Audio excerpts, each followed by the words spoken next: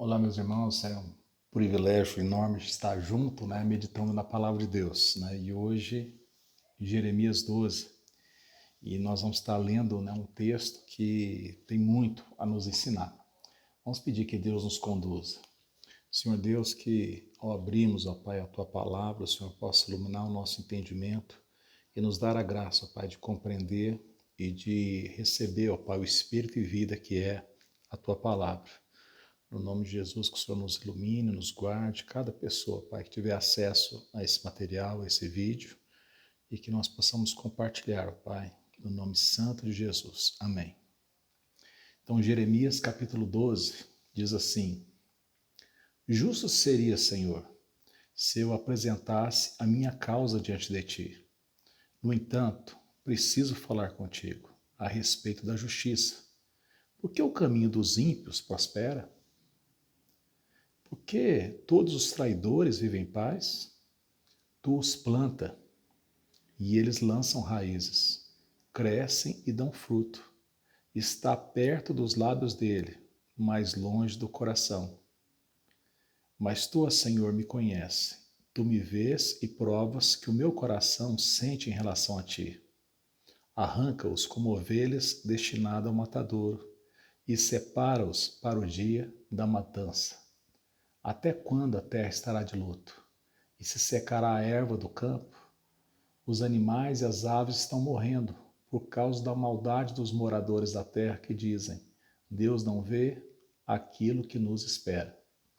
Então, é um momento, uma conversa íntima de Jeremias com o próprio Deus. E o que o Jeremias tem a falar com Deus é falar assim: Deus, eu quero conversar com o Senhor. Tipo assim, o Senhor me dá palavras para falar ao povo, mas eu tenho questões que eu quero apresentar diante do Senhor. E Jeremias apresenta essas questões. E nessas questões, ele fala assim: eu quero falar sobre justiça. E eu tenho uma pergunta para fazer: por que os ímpios prosperam? Por que aqueles que fazem maldade, parece que eles vão bem? Eles vão criando raízes, eles vão se estabelecendo. Por que o Senhor deixa isso? O Senhor planta, eles lançam raízes, Muitas vezes eles até falam o seu nome, mas o Senhor está longe do coração deles. O Senhor vê que o Senhor está na minha boca e no meu coração. Tipo assim, eles fazem o errado, vão bem, eu faço o certo e vejo tanta coisa triste, o meu povo está sofrendo. Até quando vai acontecer essa situação? Porque aqui mostra que a maldade, o pecado multiplicado, ele traz o que? Um desajuste para todo o ambiente, O salário do pecado é a morte vem com cataclismos, com abalo, a natureza fica abalada. E aí ele faz essa pergunta. E é interessante porque essa pergunta, muitas vezes, nós temos ela dentro de nós, a respeito por que os ímpios prosperam. Será que vale a pena mesmo seguir a Deus? É o que Jeremias está falando com Deus. E a resposta de Deus é muito interessante, porque Deus responde assim: Jeremias, se você se cansa correndo com os homens que vão a pé, como poderá competir com os que vão a cavalo? Se em terra de paz você não se sente seguro, que fará na floresta do Jordão?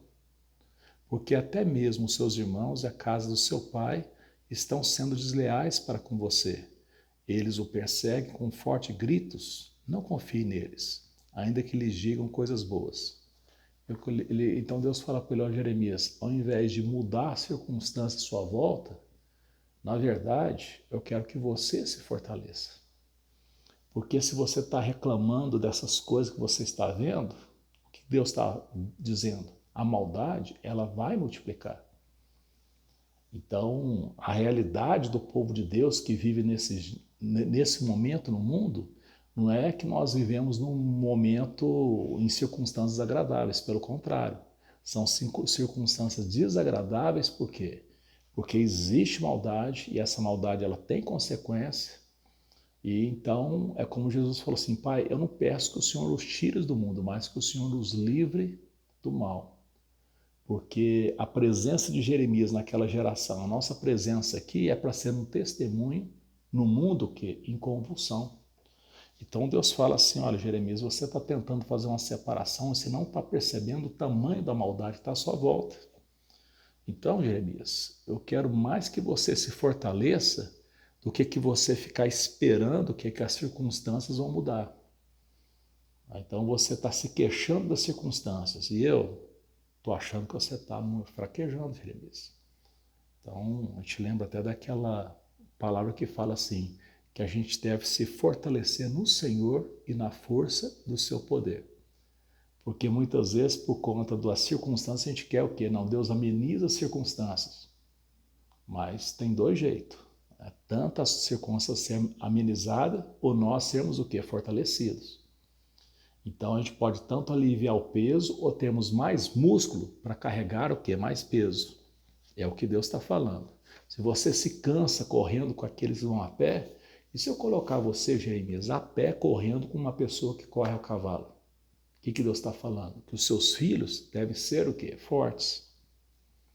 Aí Deus fala agora o que ele vai fazer, porque Deus vai contando, a profecia fala o que ele vai fazer.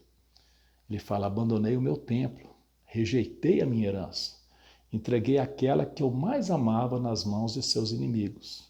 A minha herança se tornou para mim como um leão na floresta. Levantou a voz contra mim e por isso eu a odeio.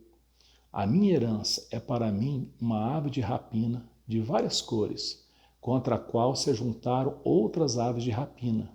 Vão, pois, e reúnam todos os animais do campo, para que eles venham para devorá-la.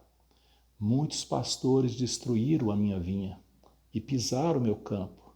Fizeram da porção que era o meu prazer um deserto.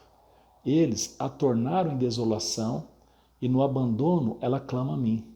Toda a terra está devastada, mas não há ninguém que se importe com isso. Então o que Deus está falando? Deus está falando, olha, eu não vivo para satisfazer o capricho de vocês. Na realidade, o meu convite é que nós possamos viver o quê? Como um povo, como uma família. E uma família que anda o quê? Com princípios, com valores, uma família educada, uma família que ama, uma família que respeita, uma família que tem compromisso. Então Deus, ele não existe para satisfazer o que? Os caprichos, os pecados humanos. Deus é Deus, nele não há sombra de variação, de mudança, ele é santo, santo, santo, um Deus justo, né? Um Deus bom. E importa que nós sejamos o quê? Como ele. E como é que pode ser isso? Se houver uma transformação. Só que as pessoas aqui, e muitas vezes nós queremos o quê? Ao invés de nós sermos transformados, nós queremos transformar Deus para que ele fique o quê? Da maneira como nós queremos viver. E Deus fala, olha, a coisa vai piorar. Por quê? Porque eu desprezo. Vocês estão desprezando? Pois é, então vocês vão colher o que? Esse desprezo. E ele continua aqui no versículo 12. Sobre todos os lugares altos do deserto vieram destruidores, porque a espada do Senhor devora de um a outro extremo da terra. Não há paz para ninguém. Semearam trigo e colheram espinho. Cansaram-se, mas sem proveito nenhum.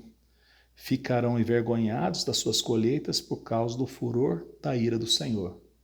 Então Deus fala, olha, agora mesmo que vocês façam coisas boas, elas não vão vingar. Se vocês plantarem trigo, vocês vão colher o quê? Espinhos. Por quê? Porque a natureza está corrompida. Se não há honra ao Senhor Deus, Criador dos céus e da terra, então o que existe? Uma desordem, um desajuste. E é isso que Deus está falando que acontece. Então não tem jeito de ter vida sem ter o que? A presença de Deus. Não tem jeito de ter luz sem ter o que? O raio do sol. Então sem o raio do sol, há escuridão. E sem a presença de Deus, não existe também o que? Vida. É uma metáfora daquilo que está sendo dito aqui. E ele diz, assim diz o Senhor a respeito de todos os meus maus vizinhos, que se apoderaram da minha herança, que deixei ao meu povo de Israel. Então ele vai fazer agora uma comparação muito interessante, mostrando que os vizinhos de Israel, os outros países, corromperam Israel. E como Israel foi corrompido, Israel que pagou caro por se deixar corromper. Então Deus levou que Israel para o exílio. Mas aqui Deus vai anunciar um projeto, um plano de fazer o contrário, de pegar uma semente santa em Israel e que essa semente vai o quê? Influenciar esses povos pagãos.